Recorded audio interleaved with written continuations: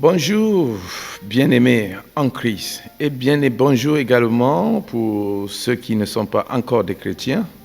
Un grand bonjour pour vous et nous vous disons également que nous vous attendons en Christ. Vous êtes nos frères et sœurs, mais encore de l'autre côté.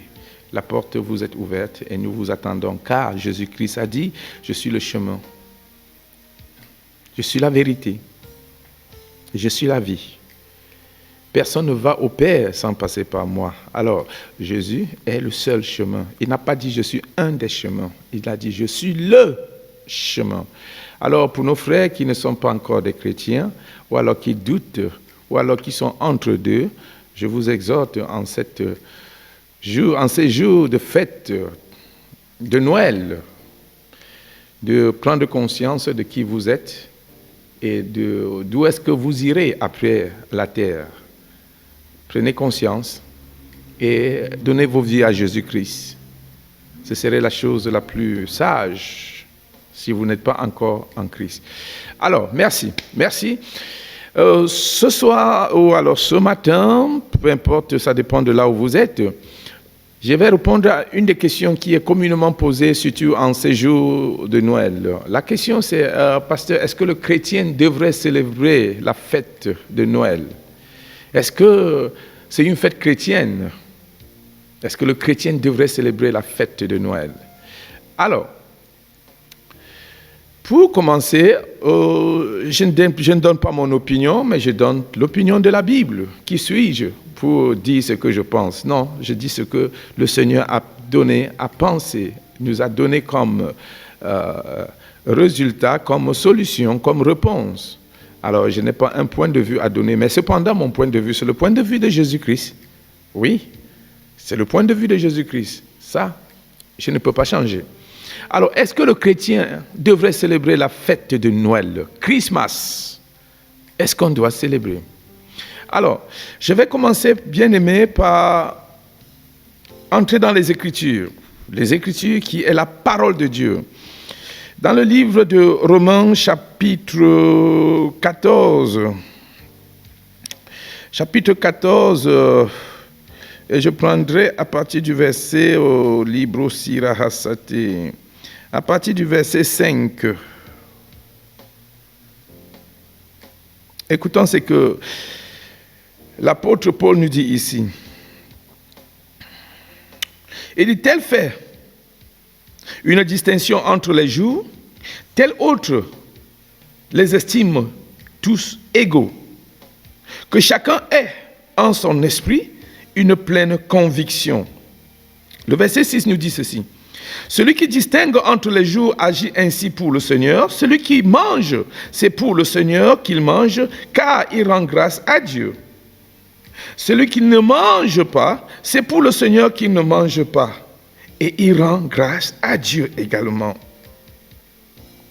Verset 7. En effet, nul de nous ne vit pour lui-même, et nul ne meurt pour lui-même.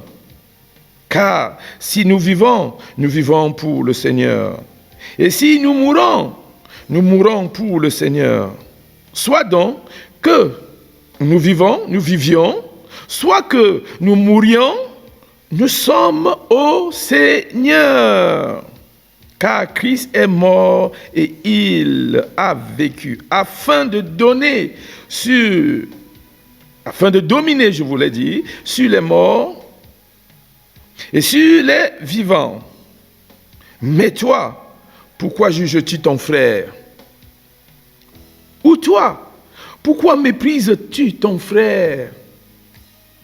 Puisque nous comparaîtrons tous devant le tribunal de Dieu. Oh là là. Car il est écrit, je suis vivant, dit le Seigneur.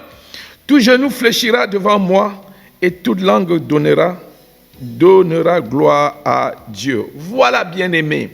Alors, Christmas, qui est appelé en français Noël, c'est déjà pas une fête chrétienne. Christmas, Noël n'est pas une fête chrétienne. C'est une fête beaucoup plus commerciale de nos jours. Noël a existé même avant Jésus-Christ. C'était une fête païenne.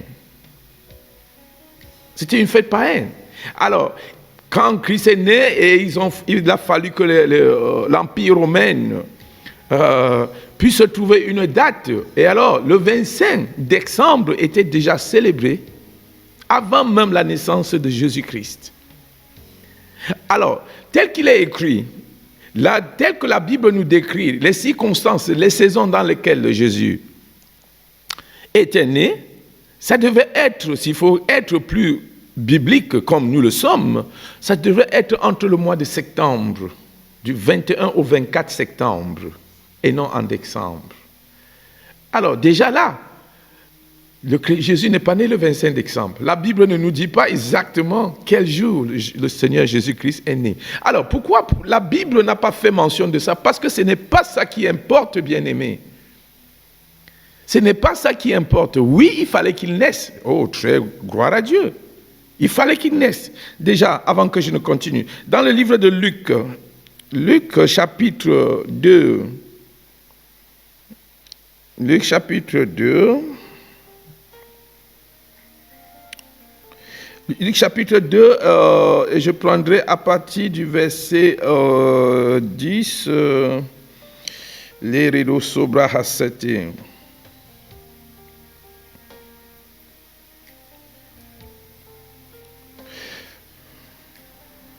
Écoutez, je vais prendre à partir du verset 8. Il y avait dans cette même contrée des bergers qui paraissaient dans les champs, l'éveil de la nuit, pour garder leurs troupeaux. Verset 9. Et voici, un ange du Seigneur leur apparut, et la gloire du Seigneur resplendit autour d'eux. Et ils furent saisis d'une grande frayeur. Verset 10.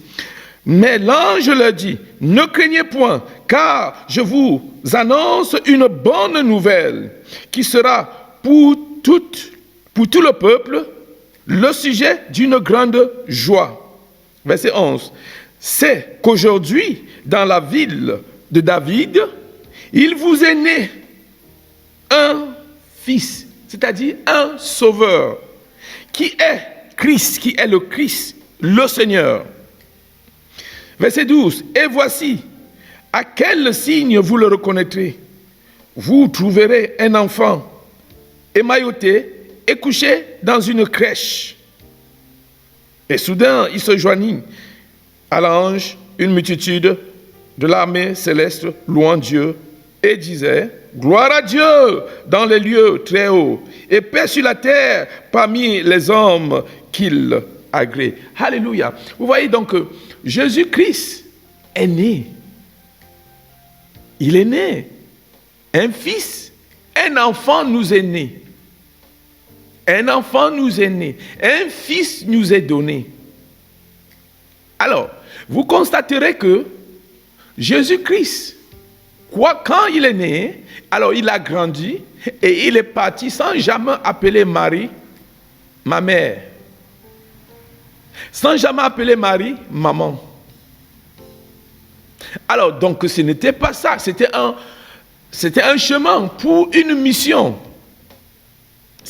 La naissance n'était pas une fin en soi.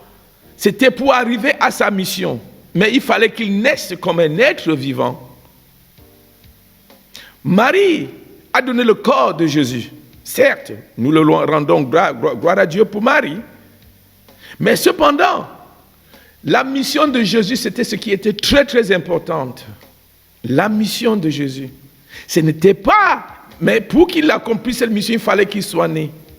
Dans la date à laquelle il est né, oui, c'est aussi bien, mais pas aussi intéressant que sa mission. Pas aussi intéressante que sa mission. C'est pourquoi la Bible n'a pas vraiment jugé approprié ou bien digne, très important de nous appesantir sur le jour où il est né. Mais le Seigneur nous demande de nous appesantir plutôt sur la mission de Jésus-Christ. Alors, je sais qu'en ces jours de Noël, il y a des familles, il y a des couples qui auront des problèmes, des parents qui auront des problèmes avec les enfants, parce que tu ne m'as pas acheté ceci, c'est la fête de Noël, tu ne m'as pas acheté ceci, tu ne m'as pas acheté cela. Est-ce que c'est ça? Non, si tu es chrétien, je te demande d'arrêter ça. Si tu es chrétien, je te demande de ne pas tomber dans le mouvement de dépenses qui est là dehors. Oui, ici en France, le gouvernement a donné ce qu'on appelle, on appelle ça quoi, la prime de Noël. Le gouvernement a donné ce qu'on a pris vraiment de Dieu. Prime de Noël. Mais saisis cette occasion. Prends ça et fais des épargnes. Prends ça et soutiens l'évangile également. Au lieu de prendre ça et le lendemain, tu es à Carrefour, tu es dans Jumbo pour dépenser, tout est parti. Parce qu'il y a le vent de Noël qui est dehors. Sois sage. Sois sage. Jésus n'est pas né le 25 décembre. Et quand tu célèbres la naissance de Jésus, qu'est-ce que ça lui donne? Quand tu célèbres la naissance de Jésus, qu'est-ce que ça lui donne? Ce n'est pas ce qu'il attend de toi. Jésus attend que tu puisses faire sa volonté sur la terre. Jésus attend que tu puisses utiliser ce jour de Noël pour gagner les âmes. C'est une fête païenne, mais prends ça comme une opportunité pour faire célébrer le ciel. Et la Bible nous dit, une âme de sauver, c'est la célébration au ciel. Alors, si tu veux passer un bon Noël, si tu veux dire j'ai passé un très bon Noël, fais célébrer le ciel. Gagne une âme pour le Seigneur. Gagne des âmes pour le Seigneur. Invite les gens chez toi de venir manger avec la prime de Noël qu'on t'a donnée. Rends ça, bénis ça, rends ça, multiplie ça. Sanctifie ça. Prépare un repas, invite les membres de la famille chez toi, tes voisins et tout. Parle-les de Jésus avec cette prime de Noël. Utilise ça pour avoir des grades au ciel. Mon frère, ma soeur, toi chrétien, sois sage. Ne te jette pas à Carrefour, tu dépenses tout, et en janvier, tu n'as plus rien. Ce n'est pas chrétien ça, ce n'est pas être sage. Le gouvernement vous a donné la prime de Noël. Prime de Noël. Qu'il est gentil ce gouvernement, franchement. Mais toi, et vous croyez que c'est vraiment gentil? Mais sois sage. C'est vraiment gentil, sois sage. Alors, la Bible dit, si tu veux manger, mange pour le Seigneur. Bénis le Seigneur et tu manges. Invite les gens chez toi, parle-les de Jésus-Christ, amène-les à accepter le Seigneur Jésus-Christ comme Seigneur et Sauveur en ces jours de Noël, et tu auras passé un bon Noël, s'il faut le dire. Un bon Christmas. Christmas.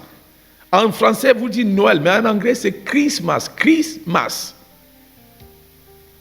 Alors, est-ce que le chrétien devrait fêter Noël? Je dirais, en fait, on ne fête pas Noël. Nous profitons de ce mouvement de congé. Les gens sont en congé, les gens sont en vacances. Et nous profitons de ça pour gagner les âmes, pour annoncer la bonne nouvelle. Ce n'est pas que nous célébrons Noël. S'il faut célébrer, nous le célébrons tous les jours. Tous les jours. Tous les jours, le chrétien doit célébrer la naissance de Jésus-Christ. Ce n'est pas à une date spécifique. Donc toi, qui me poses la question de savoir est-ce que le chrétien doit célébrer Noël, je dirais, célèbre Noël, pas parce que c'est Noël, célèbre Noël pour Jésus, pour gagner les âmes. Utilise ça pour gagner les âmes. Soit au culte le 31, soit au culte le 1er, soit au culte le 24 et le 25 décembre. Et là, tu seras en train de prendre ce que l'ennemi a mis pour célébrer le Seigneur, pour célébrer. Tu ne vas pas tomber dans les pièges en buvant la colle, en te saoulant la gueule, et tu seras en train d'adorer Satan avec tous ces gestes. Les supermarchés sont pleins. Il n'y a pas de route pour aller dans les supermarchés. Les véhicules pleins, ils vont fermer peut-être à minuit. Ils sont sages. Cette prime de Noël que le gouvernement vous a donnée, il faut qu'ils récupèrent ça rapidement. Pour qu'en janvier, tu te trouves sans rien. Ce n'est pas pour rien qu'ils ouvrent jusqu'à minuit. Il faut qu'ils récupèrent. Mais sois sage. Prends ça pour grandir spirituellement. Prends ça pour t'acheter une Bible, pour t'acheter 2, 3 Bibles et distribuer aux autres. Sois sage. Alléluia. Donc le chrétien, en fait, nous ne célébrons pas Noël, mais nous célébrons l'entrée des âmes dans le ciel. Si nous voyons, je vais vous amener dans Jean, s'il vous plaît. Allons-y dans Jean. Dans Jean chapitre 6. Jean chapitre 6. Et je prendrai à partir du verset 38. Merci Seigneur.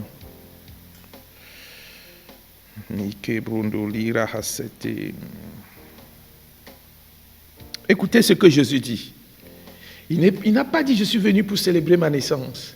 Je ne suis pas venu pour qu'on célèbre mon anniversaire chaque année. » Il n'est pas venu pour ça. Mais si tu aimes Jésus, il dit « Fais mes commandements, mets mes commandements en pratique. » Écoutez ce qu'il dit. Il dit, je prendrai à partir du verset 35. Jésus leur dit, « Je suis le pain de vie. Celui qui vient à moi n'aura jamais faim.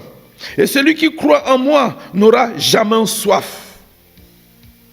Mais, je vous l'ai dit, vous m'avez vu et vous ne croyez point. » Verset 37. « Tous ceux que le Père me donne viendront à moi. » Profite de ce jour pour chercher, pour être dehors. Peut-être c'est la saison de salut d'un membre de ta famille. Peut-être c'est sa saison de salut. Parce qu'il est dans la joie. Profite pour lui parler de Jésus-Christ. Profite pour l'amener à donner son âme, son esprit à Jésus-Christ. Profite. Et tu seras en train de fêter Noël. Tu seras en train de faire quelque chose pour Jésus. Toi qui es chrétien. Il y a autour de toi beaucoup qui ne sont pas des chrétiens. Profite de ce jour où il y a une folie de joie dehors avec les primes de Noël qu'on a données. Profite. Utilise tes primes de Noël pour gagner les âmes. Dans le verset 37, il dit « Tout ce que le Père me donne viendront à moi. Et je me mettrai pas dehors, et je ne les mettrai pas dehors. Celui qui vient à moi, je ne le mettrai pas dehors, celui qui vient à moi. Car je suis descendu du ciel pour faire, non ma volonté, mais la volonté de celui qui m'a envoyé. » Voilà la définition. Voilà le plan de Jésus. Il ne nous a pas caché son but sur la terre. Donc si tu dis que tu es chrétien, entre dans le plan de Dieu. Entre dans le plan que Jésus. C'est qu'est-ce qui préoccupe Jésus aujourd'hui? C'est que l'évangile puisse couvrir la terre comme l'eau couvre l'océan.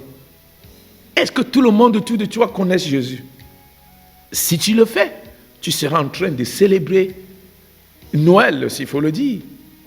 Dans le verset 39, il dit, « Or, la volonté de celui qui m'a envoyé, c'est que je ne perde rien de tout ce qu'il m'a donné, mais que je le ressuscite au dernier jour. La volonté de mon Père, c'est que quiconque voit le Fils et croit en lui ait la vie éternelle. Et je le ressusciterai au dernier jour. » Oh. Voilà la volonté du Père. Est-ce que tu fais la volonté du Père? Peut-être que tu as passé, voilà 2021 qui est en train de s'achever. Est-ce que tu as fait célébrer Noël, le ciel? Une âme que tu vas gagner pour ce Noël, tu seras en train de faire célébrer le ciel. Les anges vont célébrer. Alors avant de célébrer sur la terre, rassure-toi que tu as fait célébrer les anges au ciel. Avant d'organiser ce grand repas familial et que les gens boivent, qu'ils mangent, rassure-toi que tu as gagné une âme et que tu as fait célébrer le ciel aussi, en tant que chrétien que tu es. Marche différemment. Ne marche pas comme des païens. Hier, tu ne connaissais pas ça, tu as célébré, tu as gaspillé la prime de Noël, tu as fait la fête. Toutes ces années, tu recevais la prime de Noël. Mais je suis ici aujourd'hui pour te dire, sois sage en ce 2021.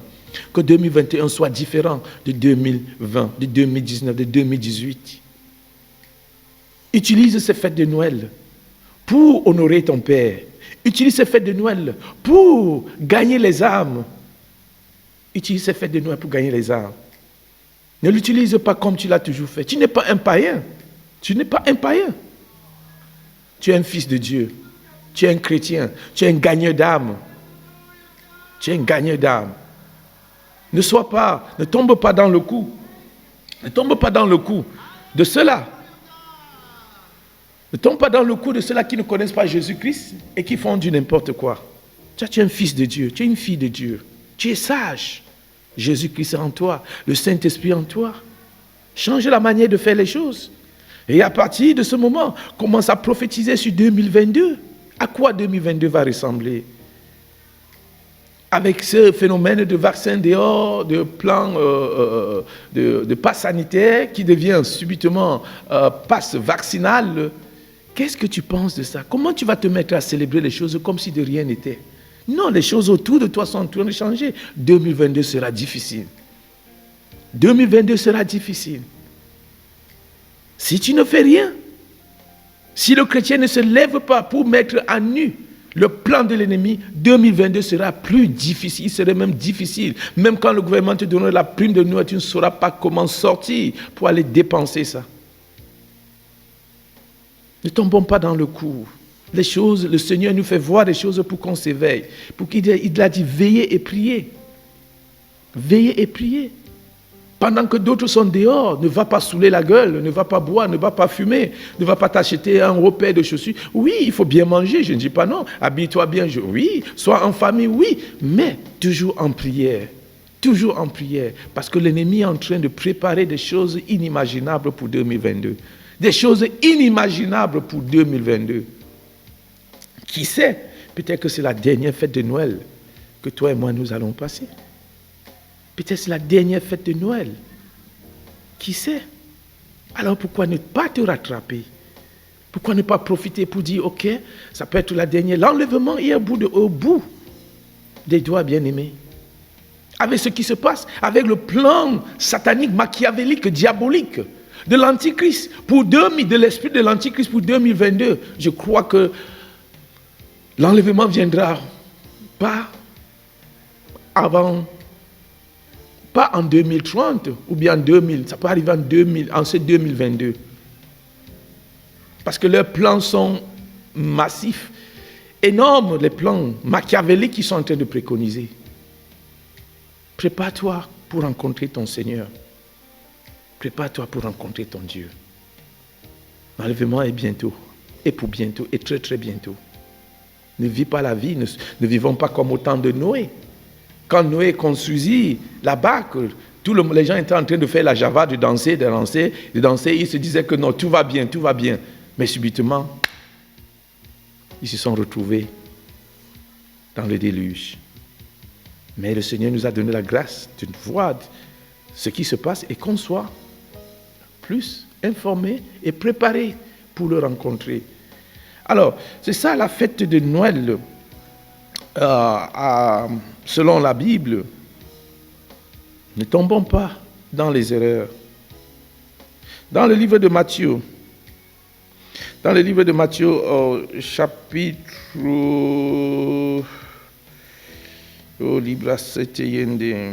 Matthieu, chapitre 17. Alléluia. Verset...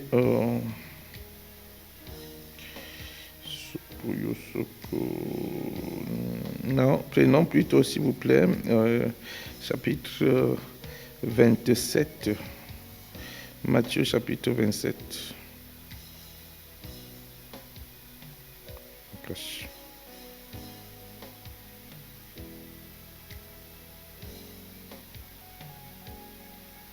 Ok. Et nous irons tout droit sur le verset 50. Sur le verset 50. Et voici. Jésus poussa de nouveau un cri et rendit l'esprit. Et voici, le voile du temple se déchira en deux, depuis le haut jusqu'en bas. La terre trembla, les rochers se fendirent. Les sépulcres s'ouvrirent et plusieurs corps des saints qui étaient morts ressuscitèrent. Étant sortis des sépulcres après la résurrection de Jésus, ils entrèrent dans la ville sainte et apparurent à un grand nombre de personnes. Verset 54. Le centenier et ceux qui étaient avec lui pour garder Jésus, ayant vu le tremblement de terre et ceux qui venaient d'arriver, fut saisi d'une grande frayeur et dit, assurément, cet homme était le Fils de Dieu. Jésus est Fils de Dieu. Jésus est Dieu. Il est venu pour sauver le monde. Il ne veut perdre aucune de ses âmes. Il ne veut pas te perdre. Il ne veut pas te perdre. Jésus ne veut pas te perdre. Donne ta vie à Jésus-Christ. Donne ta vie à Jésus-Christ. Ça peut être le dernier Noël que tu célèbres. Ça peut être le dernier Noël. Donne ta vie à Jésus-Christ. N'hésite pas. N'hésite pas. Toi qui te prépares pour aller dépenser tous tes primes de Noël, pour aller faire la fête, pense à l'avenir. Où est-ce que tu iras si l'enlèvement arrivait le 31, si ça arrivait le 1er janvier, si ça arrivait le 31 janvier, qu'est-ce que tu as fait pour le Seigneur? Est-ce que tu as accompli ta mission sur la terre? Est-ce que tu as fait la joie du Père? Nous sommes ici pour faire sa volonté. Qu'est-ce que tu diras que tu as fait pour ton Seigneur? Pour être en train de célébrer. Qu'est-ce que tu célèbres donc? Qu'est-ce que tu célèbres? Si tu ne fais pas la volonté du Père, il t'a sauvé, il t'a sanctifié, il t'a purifié, il t'a donné la vie éternelle afin que tu n'ailles pas en enfer. Est-ce que tu seras insensé? Non. Profite de cette fête de Noël pour remercier Dieu, pour lui donner, pour rendre grâce à Dieu en gagnant les âmes. Invite les frères et sœurs dans ton église. Invite-les pour écouter la parole qui sauve, la parole qui guérit, la parole qui bénit. Ne sois plus cette personne de 2018. Change. Rachète le temps. Rachète le temps. C'est une occasion qui t'est donnée en ces jours de Noël. Gardez la parole, gardez le Seigneur Jésus-Christ. Et si tu n'as pas encore donné ta vie à Jésus-Christ, je te donne l'occasion de le faire tout de suite, avant de commencer à célébrer Noël. Ça peut être le dernier Noël que tu célèbres, que toi et moi nous célébrons. Ça peut être le dernier Noël que nous célébrons. Alors, et si on nous appelle demain, seras-tu prêt? Ok, je vais te donner cette occasion de donner ta vie à Jésus-Christ. Lève les mains et répète ceci après moi. Crois dans ton cœur et déclare après moi. Oh Dieu, je viens vers toi aujourd'hui pour te donner ma vie.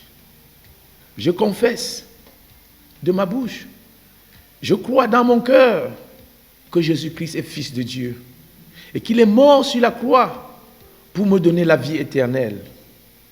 Je déclare qu'aujourd'hui, j'ai la vie éternelle en moi. Je déclare aujourd'hui que Jésus-Christ est mon Sauveur, il est mon Seigneur. Je confesse que Dieu est mon Père. Je remercie le Seigneur, Jésus-Christ, pour avoir lavé tous mes péchés. Je déclare que par le sang de Jésus-Christ, tous mes péchés passés, présents et futurs ont été lavés. Merci Seigneur pour m'avoir sanctifié, pour m'avoir justifié. Je suis né de nouveau. Je suis un enfant de Dieu. Celui qui est en moi maintenant est plus grand que celui qui est dans le monde. Merci Saint-Esprit d'habiter en moi. Et je vivrai pour ta gloire. Amen. Si tu as fait cette prière, je prie pour toi que la main du Seigneur soit sur toi. Que les bénédictions d'Abraham, d'Isaac, de Jacob soient ton partage. Que l'amour de Dieu t'enveloppe et aucun mal ne t'arrivera. Dans le nom de Jésus-Christ, que tout plan préconisé par Satan, avec ce plan vaccinal, ne t'atteigne pas. Que toute arme forgée contre toi soit nulle et sans effet. Au nom de Jésus-Christ. Amen. Tu es béni et tu es certainement béni. Bonne fête des âmes pour vous et bonne célébration des œuvres de Jésus-Christ entre tes mains. Au nom de Jésus-Christ. Amen.